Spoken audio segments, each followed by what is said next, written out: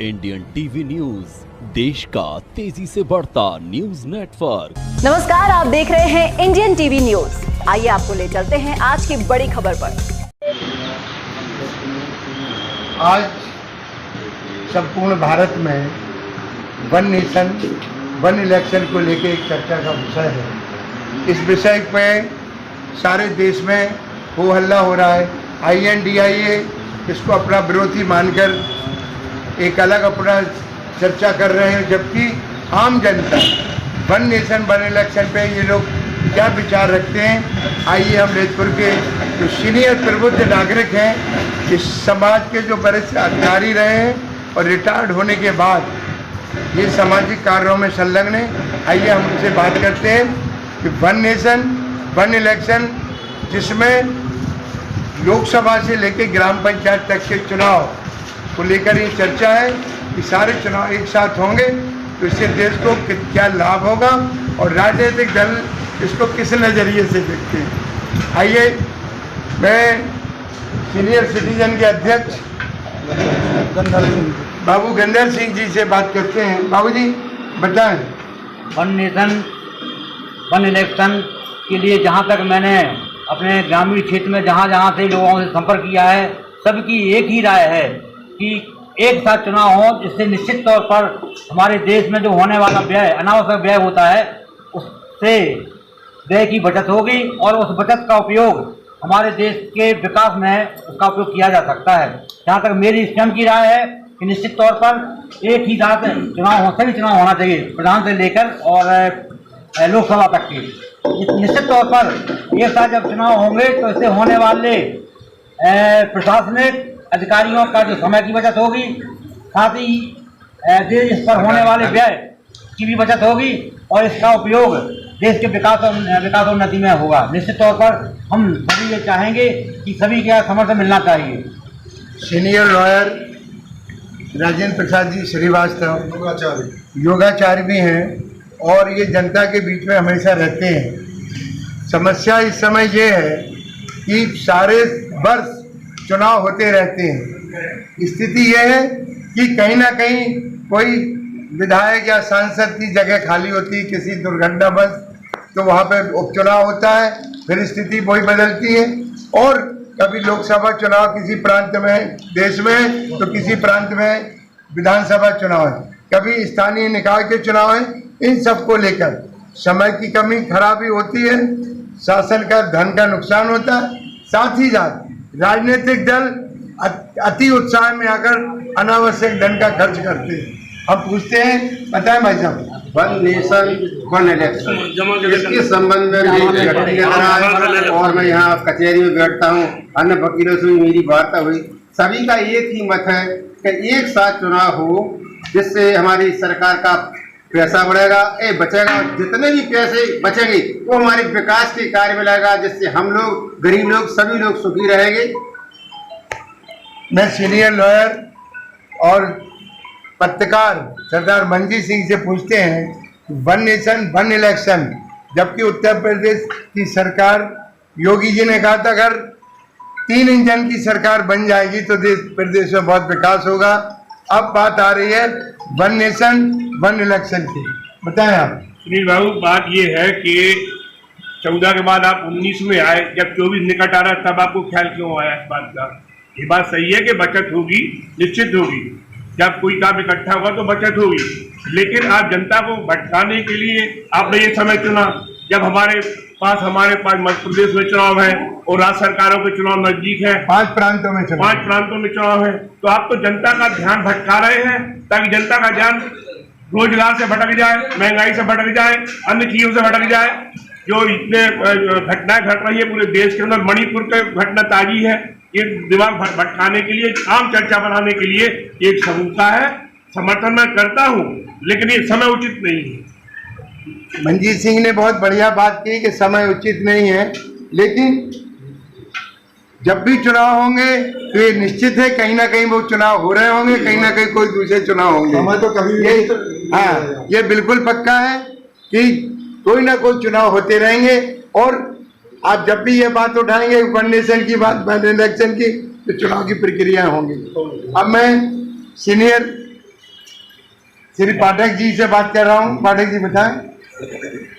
श्री शर्मा जी, जो one election और one nation की जो बात है, ये कदम तो सरकार का अच्छा है, और जो निश्चित रूप से जब भी समय होगा तो एक साथ परिस्थितियां सब हो नहीं सकती हैं एक साथ में, तो जब भी मतलब होगा ये बात उठेगी कि ये समय नहीं चलेगा। मेरा तो मन है कि जब जागो तभी सवेरा।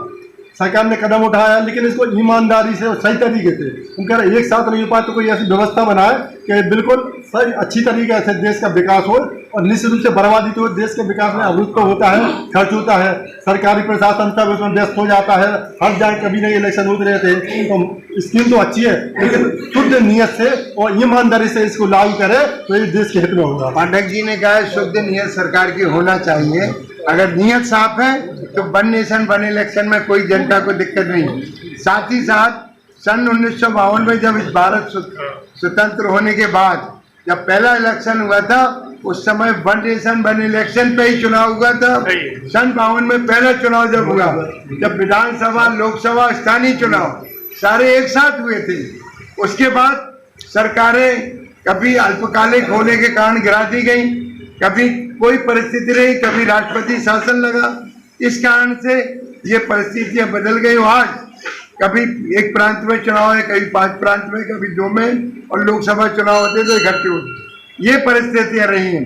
अब इन परिस्थितियों में जो आज का समय है, जिसमें महंगाई भी है, जनता के पास समय का अभाव भी है, साथ में सरकारी धन का दुरुपयोग, जो ये चर्चा का विषय है।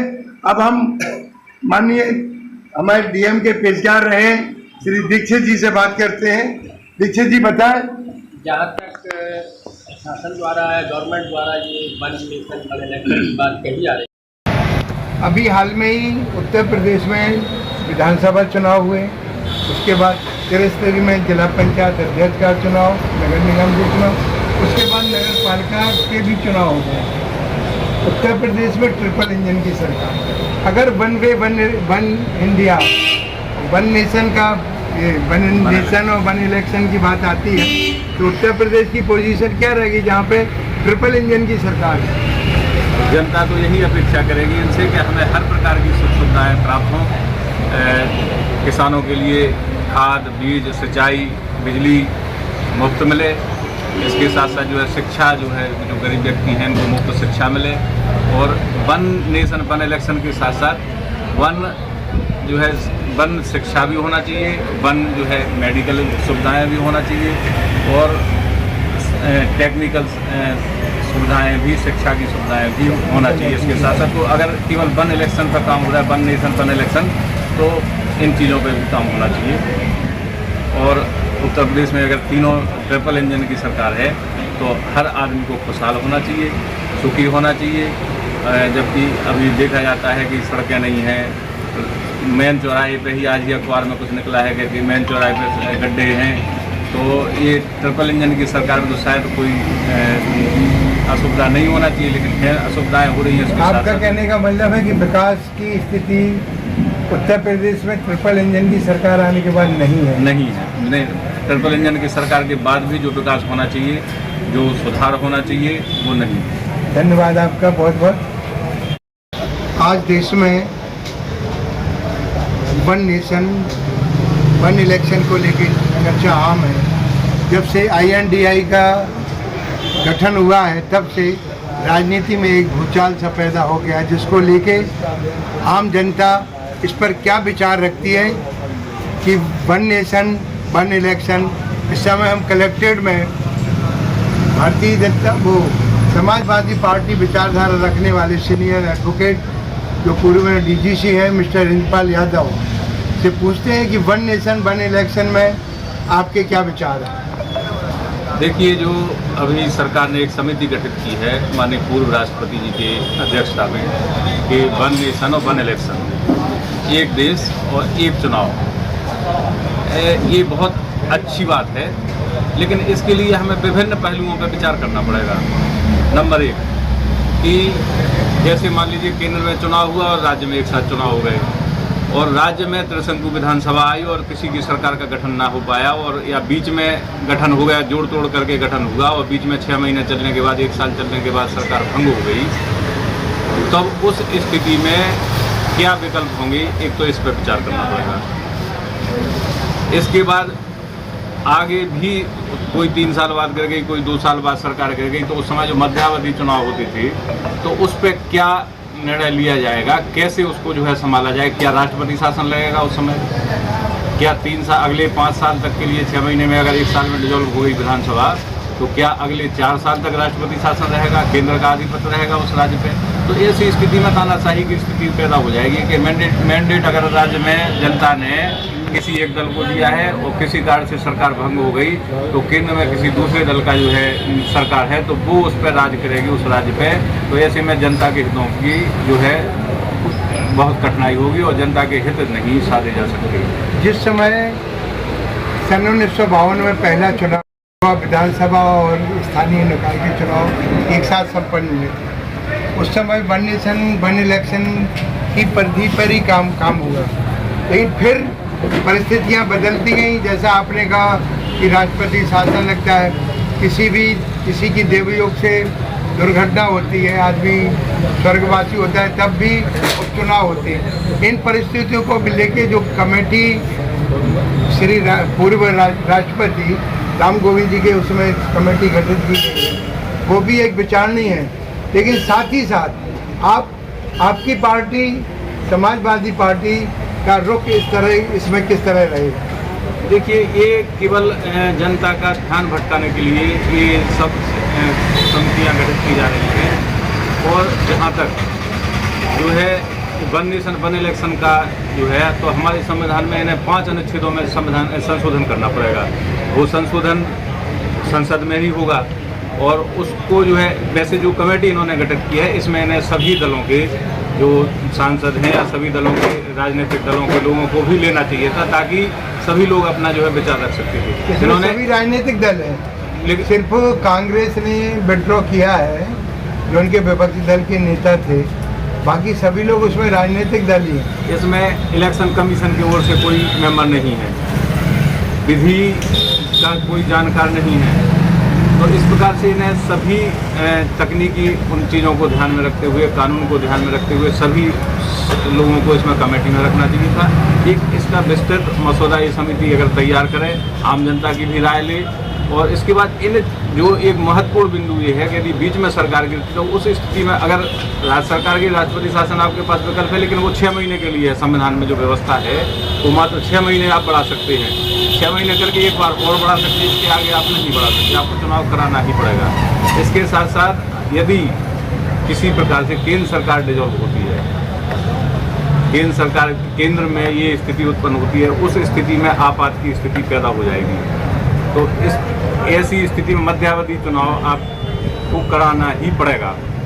तो इन सभी विकल्पों पे, इन चीज़ों पे विचार करना होगा। तब इसके बाद जो है ये सही है कि वन नेशन वन इलेक्शन से सरकार का जो है पैसा बचेगा, आम जनता का पैसा बचेगा, आम जनता का समय बचेगा, सरकारी कर्मचारियों का समय बचेगा।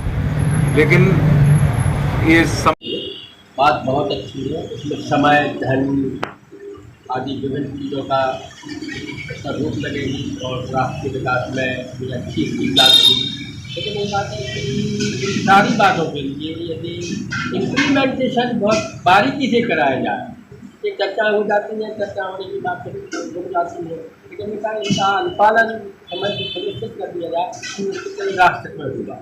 जो एक आपने जो बात कही है, दीक्षित जी ने बात रखी है, इसके लिए भारत सरकार द्वारा एक कमेटी गठित की गई है जिसमें देश के पूर्व राष्ट्रपति राम गोविंद जी इसके हाँ ये है। उसके साथ हर पार्टी का एक जो विपक्ष दल का नेता रहा है वो इस कमेटी में शामिल है।